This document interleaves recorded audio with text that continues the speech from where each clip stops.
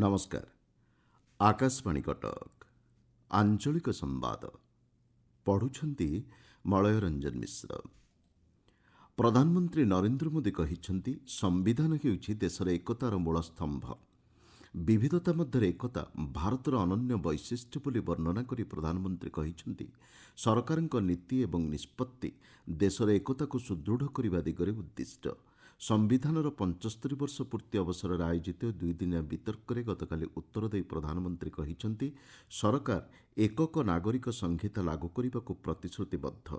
यह देशर संविधान निर्मातांक दृष्टिकोण को प्रतिफलित करुछि।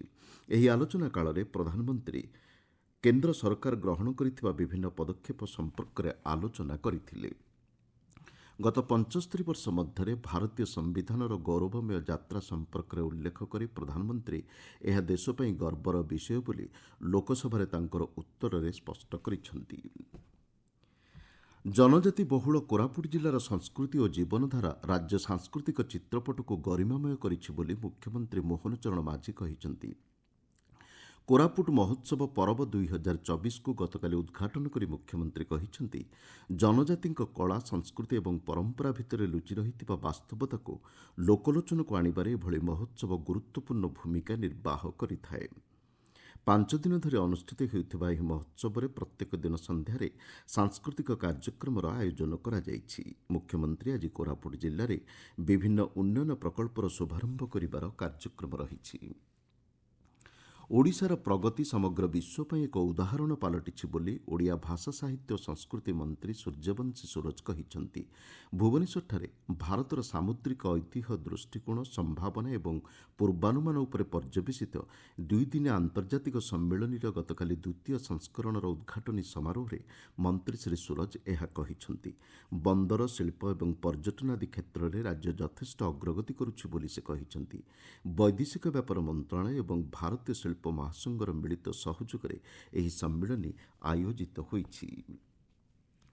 पंडित नीलमणि विद्यारत्न ओडिया भाषा साहित्यर जड़े प्रमुख पृष्ठपोषक थिले बोली आंध्रप्रदेश और छत्तीसगढ़र पूर्वतन राज्यपाल विश्वभूषण हरिचंदन कहिसेंती।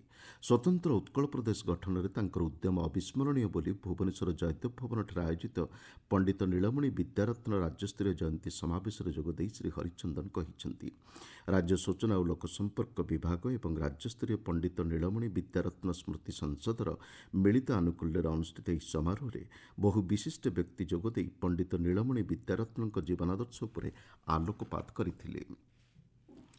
चलित आर्थिक वर्ष पर संशोधित बजेट प्रस्ताव आसंता 20 तारिख सुधा योजना एवं संयोजन विभाग निकट में दाखल करने लगी सबु विभाग को निर्देश दि जाइछि।